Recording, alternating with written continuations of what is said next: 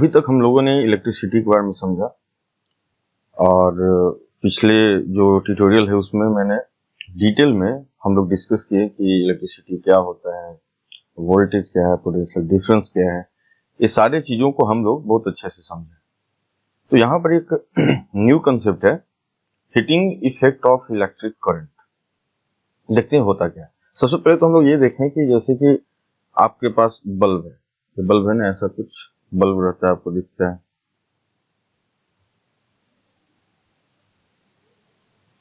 ऐसा कुछ बल्ब है, देखते हो यहाँ से कुछ लाइट निकलता है, कुछ हीट हुई आपको महसूस होता है ना। दूसरी बात, मान लो कि आपके पास खाना बनाने वाला भी हीटर होता है, आप देखे होंगे, ऐसे कॉइल रहता है, यहाँ से भी हीट निकलता है। कभी कभी आप देखे होगे कि फ्यूज जो होता है आपके एमसीबी वगैरह में, आप देखते हो कि कभी कभी वोल्टेज करंट बहुत ज्यादा फ्लक्चुएट होने पर ये मेल्ट कर जाता है, तो कहीं कहीं यहाँ पे हीट जनरेट हुआ होगा। तो आपको एक रफ आइडिया लग गया कि करंट के फ्लो होने से हीट का भी जनरेशन होता है। हम लोग उसी के बारे में पढ़ने वाले हैं। तो हम लोग क्या करने वाले हैं, अब हम लोग यहाँ ध्यान से देखते हैं। मान लो कि एक कोई रेसिस्टेंस है, रेसिस्टेंस को हम लोग ऐसा करते हैं कि कॉइल से दिखाते हैं। ऐसा कोई कॉइल है बना हुआ, ठीक है, ऐसा बना हुआ है।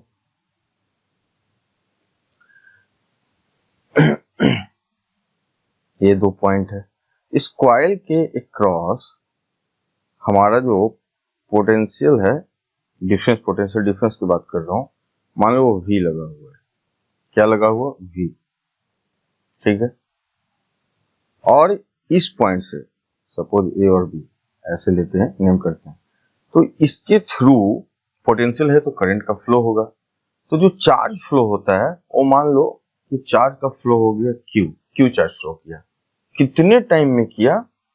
तो वो T टाइम में किया। और करंट उसके कारण क्या फ्लो हो रहा है? I।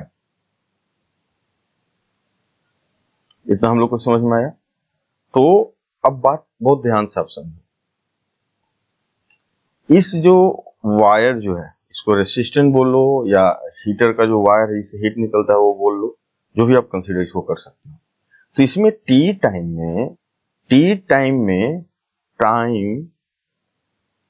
में क्यू चार्ज फ्लो किया और इसके कारण करंट का क्या फ्लो हुआ है? आई। तो जब भी कुछ करंट फ्लो हो रहा है तो कहीं ना कहीं वर्क डन, हमने क्या पढ़ा था पोटेंशियल डिफरेंस में, कि पोटेंशियल डिफरेंस क्या होता है बेसिकली, कि वर्क डन जो हम लोग करते हैं पर यूनिट चार्ज, ठीक है, work done per unit charge को पोटेंशियल डिफरेंस बोलते हैं। हमने पढ़ा था ना कि जो पोटेंशियल डिफरेंस होगा वर्क डन यूनिट चार्ज द्वारा। तो वर्क डन जब हुआ, वर्क डन हो रहा है तो कहीं ना कहीं एनर्जी कोई ना कोई सप्लाई कर रहा होगा, चाहे वो हमारा बैटरी हो या एक्सटर्नल सोर्स हो।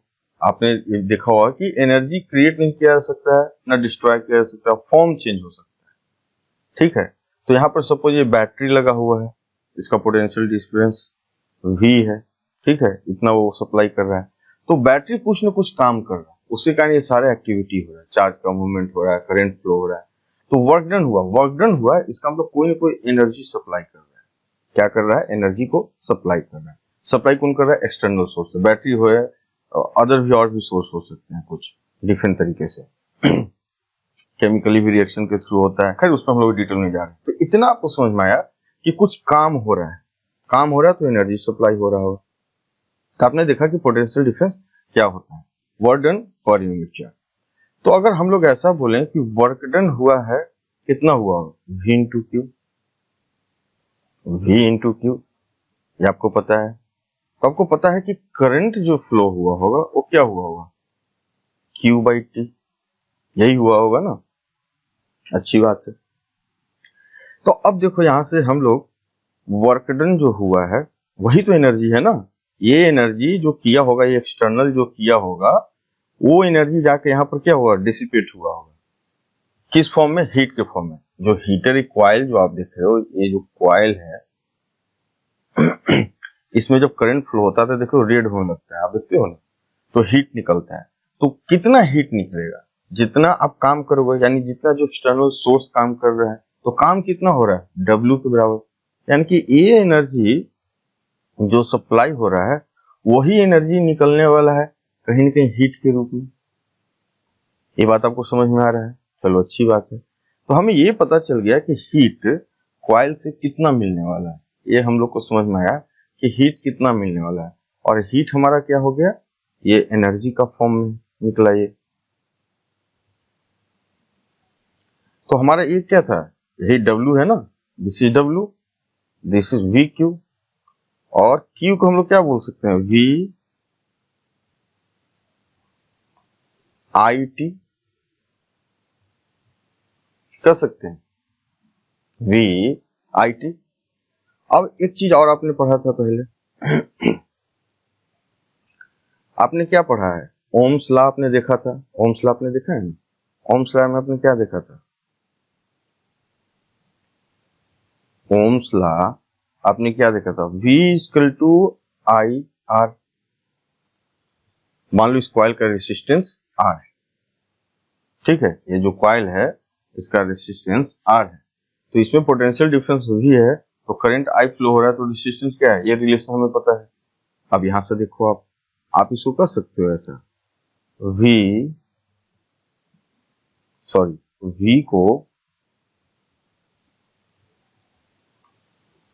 को हम लोग क्या कर सकते हैं, IR इंटू IT।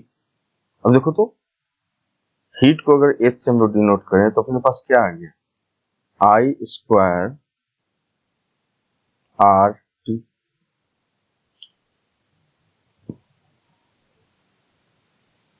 ठीक है, तो हमें एक चीज समझ में आया कि जो हीट हमें मिलेगा एनर्जी, यानी पोटेंशियल डिफरेंस V के कारण जो हीट मिल रहा है वो क्या मिला, यानी कि हीट एनर्जी जो मिला है H equal to I square RT। इसे हम लोग बोलते हैं Joule's law of heating effect, Joule's law of heating effect. तो इसमें एक चीज समझ में आया आपको, क्या समझ में आया, कि जो हीट प्रोड्यूस होता है, हीट जो प्रोड्यूस हो रहा है प्रोपोर्शनल टू I स्क्वायर, है ना, यानी करंट के स्क्वायर का प्रोपोर्शनल है। हीट जो प्रोड्यूस हो रहा है वो प्रोपोर्शनल टू रेसिस्टेंस है, और हीट जो प्रोड्यूस हो रहा है प्रोपोर्शनल टू टाइम है। यानी कि हम लोग कह सकते हैं कि कितने टाइम के लिए, बाय द वे रेसिस्टेंस वही है, आई हमने सेम किया लेकिन टाइम ज्यादा बढ़ा तो ज्यादा हीट मिलेगी। ये तीनों फैक्टर पर डिपेंड करता है।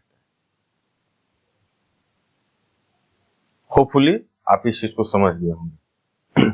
तो कभी भी आपको अगर किसी भी रेसिस्टेंस का या किसी भी सोर्स से पता करना है कि हीट कितना प्रोड्यूस हो रहा है, तो आप आराम से यहां से निकाल सकते हो इस फॉर्मूले से। तो यहां से हम लोग लिखते हैं H equal to I square R T। ठीक है, अब हम लोग एक और चीज इसमें देखेंगे,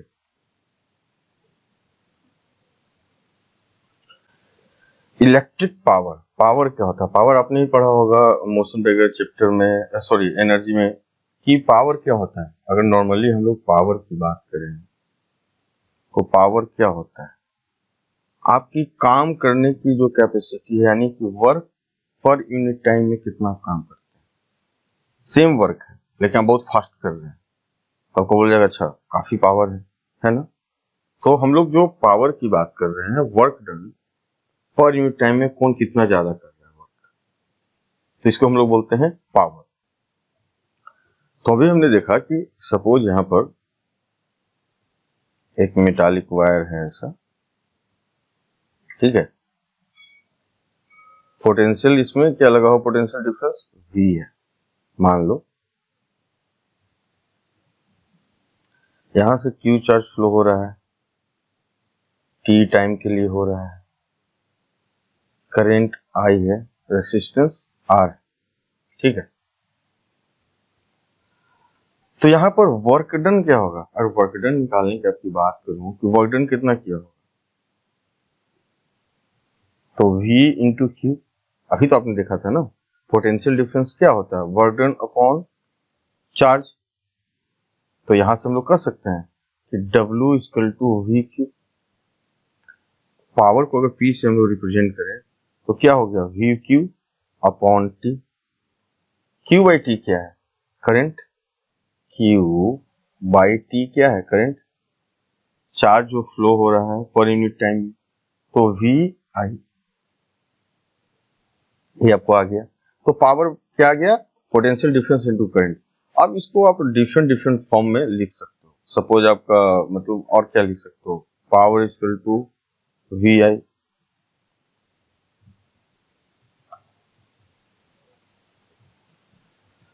एक रिलेशन हम लोग और जानते हैं ओम्स लॉ से। ओम्स लॉ क्या है, आपको पता है कि V equal to I R, current I है, आर एस। तो यहां से भी आप कर सकते हो कि पावर इक्वल टू V को हमने आई आर कर दिया और यहां से आई, तो क्या हो गया, आई स्क्वायर आर। तो यहां से हमारा रिलेशन दो तरीके से, P equal to V I, potential है तो ये भी हो सकता है, और P equal to I square R. Basic आपको याद रहेगा ना, आपको कोई भी फॉर्मूला, कोई भी चीज कॉम्बिनेशन डिराइव कर सकते हो। बेसिक पता है, करंट क्या होता है, वर्क क्या है, इतना पता है, बाकी चीज आप डिराइव कर सकते हो। तो ये चीजें हमारे पास आ गई।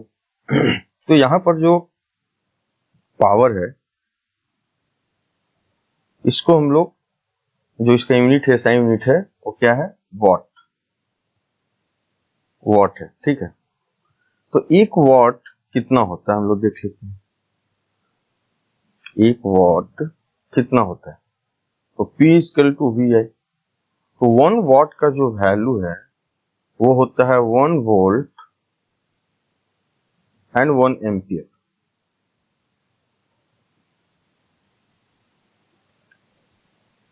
एक एम्पियर जब एक वोल्ट के क्रॉस, ये दोनों को हम लोग जो मल्टीप्लाई करते हैं, जो यहाँ फॉर्मूला है, यानी कि 1 वोल्ट और 1 वोल्ट का जब कोई बैटरी आप लगाए, 1 एम्पियर का करंट वहां फ्लो कर रहा है, तो यानी कि 1 वाट हम लोग बोलते हैं वो पावर सप्लाई की है, ठीक है। तो ये क्या हो गया हमारा, 1 watt equal to 1 volt ampere.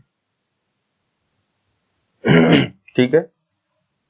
अब थोड़ा सा इसमें एक चीज है कि बहुत स्मॉल क्वांटिटी है, तो हम लोग जनरली बोलते हैं 1 kilowatt hour. 1 kilo means कितना हो गया, 1000 वाट हो गया। आवर है 36, तो क्या हो गया, 36 into 10 to the power 5 watt पर सेकंड हो गया ना। इसको और हम लोग, वॉट सेकंड क्या है, ये पावर है, ये टाइम है ना, दोनों को मल्टीप्लाई किए हैं। तो बेसिकली ये क्या है, पावर को टाइम से मल्टीप्लाई करो, क्या मिलेगा, वर्क। वर्क मिले ना, आप यहाँ देखो, पावर को टाइम से सप्लाई कर दोगे, वी क्यू आया, दैट इज द वर्क। तो हम इसको क्या कर सकते हैं, 36 into 10 to the power 5 joule, ठीक है। यानी इतना एनर्जी 1 किलोवाट आवर के बराबर इतना एनर्जी होता है, इक्विवेलेंट टू